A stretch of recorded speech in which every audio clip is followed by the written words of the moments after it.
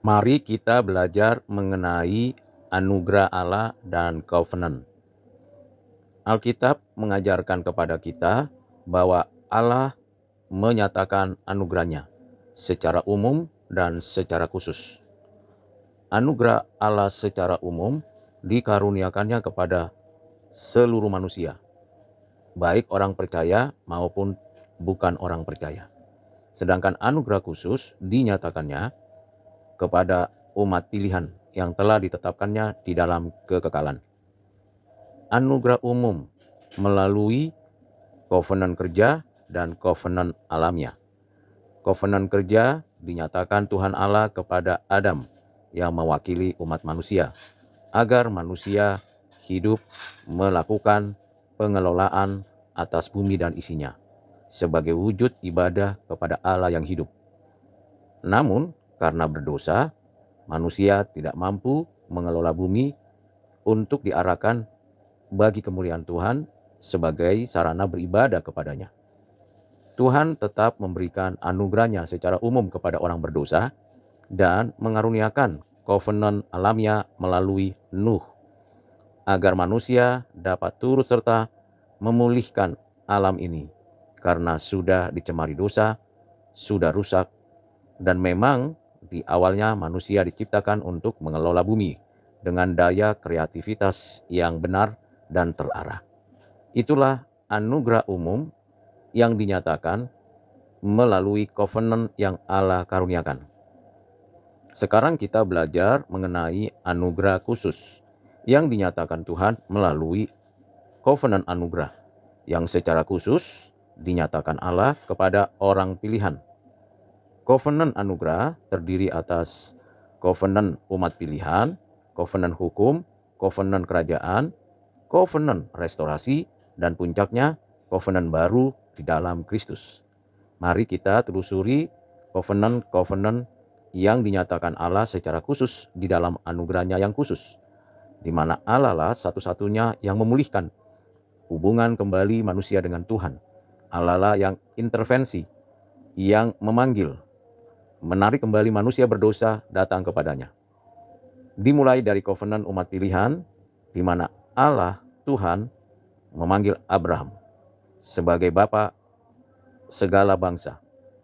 Melalui covenant umat pilihan ini, Tuhan menyatakan janji keselamatan, janji hidup kekal, janji bangsa dan tanah untuk umat pilihan ada dan hidup di bumi ini dan bumi yang akan datang.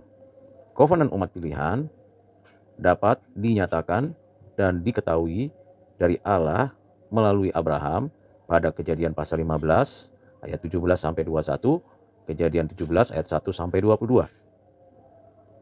Janji covenant itu direspon, diwajibkan oleh Tuhan Allah untuk orang Israel agar melaksanakan tandanya, yaitu sunat pada usia 8 hari.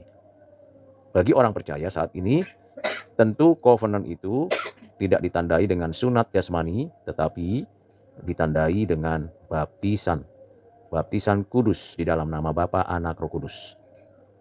Selanjutnya, covenant anugerah yang dinyatakan Tuhan Allah secara khusus kepada umat Allah melalui Musa, nabi yang menerima anugerah khusus, covenant khusus dengan hukum Taurat yang berfungsi untuk mengatur hubungan umat pilihan secara pribadi atau komunal dengan Allah, yang mengatur hubungan antar umat pilihan, yang mengatur umat pilihan mengelola bumi dengan benar, yang mengatur hubungan umat pilihan dengan yang bukan umat pilihan.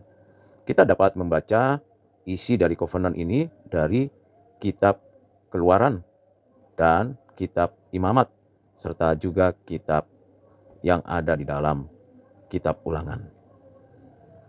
Berikutnya adalah covenant kerajaan yang dinyatakan Tuhan secara khusus berkaitan dengan pemerintahan Allah yang ditegakkan, diwujudkan melalui kerajaan Israel. Dalam konteks kekinian, melalui gerejanya.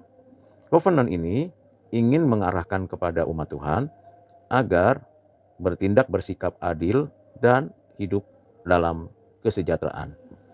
Covenant kerajaan adalah covenant yang menyatakan Allah yang berdaulat, yang memerintah, sekaligus Allah yang menyatakan keadilan, kesucian, kebenaran bagi umat pilihannya. Selanjutnya, covenant restorasi, di mana Tuhan memulihkan kembali seluruh umatnya yang sedang dalam proses pembentukan, perlengkapan, perwujudan dari cinta kasih Tuhan kepada mereka. Maka covenant ini menjadi covenant yang dikaitkan dengan restorasi umat Israel setelah pembuangannya selama 70 tahun di Babel.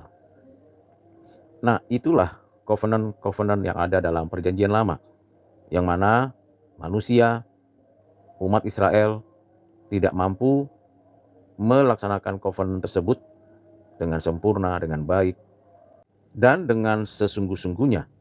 Namun manusia, orang berdosa, tidak mampu total untuk mengikuti, mengerjakan, mengimani covenant anugerah itu, kecuali Tuhan beranugerah memampukan dan berkarya melalui umat pilihan, sehingga manusia mendapatkan kemampuan dan perwujudan dari covenant, dari anugerah yang datangnya dari Allah.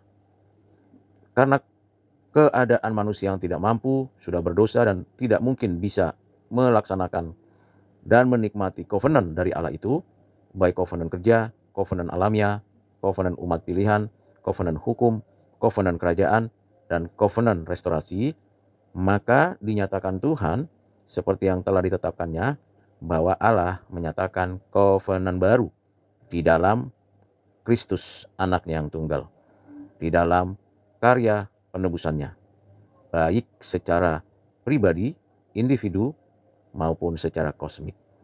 Covenant baru di dalam Kristus diawali dari inkarnasi, kehidupan Yesus yang taat sempurna kepada Allah Bapa, kematiannya di atas kayu salib, penguburannya, kebangkitannya dari kematian, penampakannya, dan kenaikannya, serta duduk di sebelah kanan Allah Bapa kita, dan akan datang kembali untuk kedua kali sebagai hakim yang menyelamatkan umatnya.